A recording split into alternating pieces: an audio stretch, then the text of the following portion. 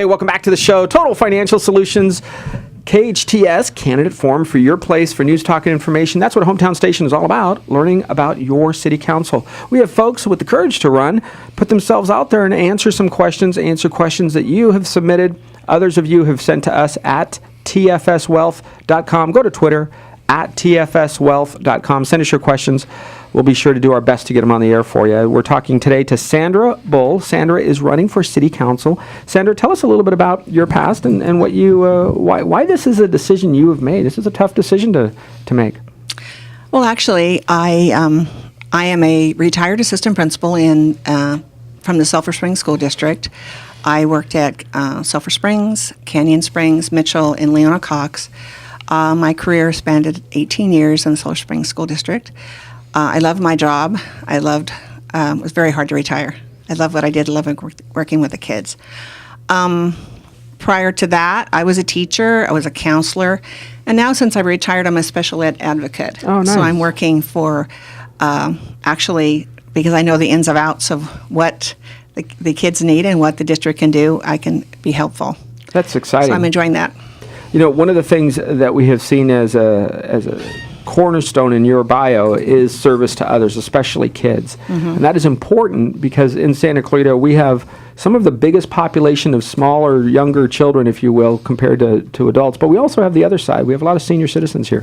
What are some of your vision for Santa Clarita when it comes to some of our seniors? What do you think we can do different, we can do better? Well, this has been my passion. This is what I've been talking about at the city council meetings, at all the candidate forums. And I think that, as I said at the city council meeting, all of our candidates have been on all these boards. And yet you see the outdated, underfunded senior center.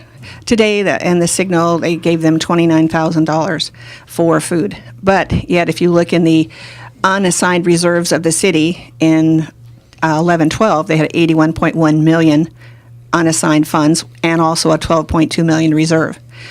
I asked at the city council about what the unassigned funds were for this year, and the city manager said he would get back to me. Still hasn't. So if they had $81.1, $29,000 isn't very much money. I mean, there is unassigned funds that can be used for that senior center, and hopefully they're going to do something. And I hope it isn't rhetoric that they're just doing this now before the election. Even after the election, I'm going to make this my mission and my passion that they do recognize the need for the senior citizens. I was there. A man got out of his car. He had a wheelchair. He was in sand. So I helped him. He didn't want me to help him, but he said, he couldn't get out of the sand. They go there to park. There's not parking. They can't even stay. I mean, so big issues at the senior center. That's big, a passion huge issue. Very passion for me. Well, you've also obviously been very involved with kids. Why? Well, I'm as an educator, as a teacher, I am with kids. I bring them into my office, or they come into my office. Mostly the troubled kids, and a lot of the kids in this valley, especially in Canyon Country where I worked, they don't have goals. They don't realize that, and I tell them, I can get you into college. You can have that goal. One of the things that I would do if I was a city council member is I would really work with the schools, and I want a career day. And starting with fifth and sixth grade, so they know that they can go to college. They can go to COC. You know, there are funds, there are things that we can do for those kids to have a goal, and that it's a possibility. I want them to have a path in life, and I want them to realize that they can do these things. Service to others is a big part of city council, as you know. Day one, you walk in. We have a professional staff. We have a professional set of city employees. These city employees have served for quite some time. Government can tend to get overwhelming. It can be something that consumes itself and that never really pauses itself. And you've been a part of that system on one end. Now going in as an advocate of slowing down growth, as a matter of fact, sometimes reducing growth, those are going to be tough decisions for people to make. You know, does the city continue to grow? Does the staff continue to grow? Do we need more? Do we need less? Those are decisions that you would have to make. But even down that road of staffing, is there one decision you would make the day you walk in there? You're a city council person, you're elected, week one, what are you going to task that city personnel to do? Well, one of the things that I find very unusual, and I spoke to this, our city clerk, who was an interim city clerk. I said, "Why are you interim city clerk?" And she said, "Well, I really don't want the job." And I'm thinking, why don't you want the job? She said, well, I have another job, but I'm just doing this as interim city clerk. And I said, well, then there has to be someone that really wants this job. What are you doing there? So what are you doing? And so she says, well, I don't want the job. I have another job in the city, so I have 2 jobs. I'm just interim. And I think that's not a way to do it. So I would definitely look into that. I know has to be other people. She's only been with the city for a year. There's other people who've been there 20, 30 years, whatever. So 25 years, because new city. Yeah. But so I would definitely look into that. I think they've all been very kind. I think that's one of the things I would do as far as personnel. But the city council doesn't really deal with the running of the city. We deal with policy.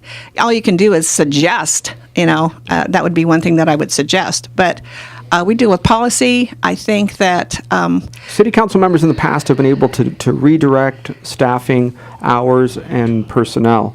Is there anything that you would say, that's those staff for this week, I need a study done, I need something done, I need, certainly there may be an issue with them saying no. I mean, maybe Ken Striplin, he's the city manager, maybe would adjust request. But what is that request that you would say that I need to make some changes here? I think the staffing, other than that one issue, I think the staffing and the city runs well as far as that goes. I think they're working with the new city manager and even the city attorney, who was very wishy-washy, I thought, at the city council meeting. He wouldn't answer direct questions to Tim Ben. So I think that maybe if we get a new majority on the city council, I think maybe there'll be some fresh ideas, some interesting changes, but as you say, you can influence. You can't. It's not your job to directly say, but you can influence, and perhaps, as hopefully a new city council, have a different direction. Have a direction for everyone. You've been an advocate for the ones that have difficult educational experiences, autistic children, etc. Talk about that. Your background. Why the passion, and how does that involve the city? What could you do with that? Well, I think that there are many programs that and helps that we could do, help the schools. I think helping the schools and the autistic children. I worked with the deaf and hard of hearing at Canyon Springs, severe kids, the preschool with severe kids. All I recognize the needs. One of the things that people need to realize is that the special ed program is very expensive, and we can't meet all the needs because of budget. I don't know if the city can really help out that way, but I would think that we certainly could. One of the things I want them to do is get crossing guards. Yeah. The city, $51,000 for that. That's not enough money. Tell me about this, Senator. As we go through this process of finishing up our time with you, the next 30 seconds, what is a weakness that you have that you have explored and you have gone through and said that weakness needs to be addressed, and you've done so, and some of the things you've done to correct that area that we're just not perfect in? And myself, you mean? Yes. I think what it is that that's a hard question. I mean, you have self-examination all the time, and you have to realize that sometimes I get a little passionate about things. I am a very passionate person, and sometimes I come across very strong when I really have a good intentions, so I can be misconstrued. But I am people that get to know me know that they enjoy my passion and realize the direction of it. So I think I come across very strong at times. Well, folks, Sandra Bull, your city council candidate, thanks for joining us. We appreciate you coming in, all right, answering some questions. We're going to be back in just a second as we continue with more candidates. That's Sandra Bull, your city council candidate for the city of Santa Clarita. You're listening to me, Arif Halaby, along with Mr. Mark Murphy, your resident boomer. Your place for news, talk, and information, Total Financial Solutions, along with KHTS, on your hometown station, City of Santa Clarita Candidate Forum. We'll be right back.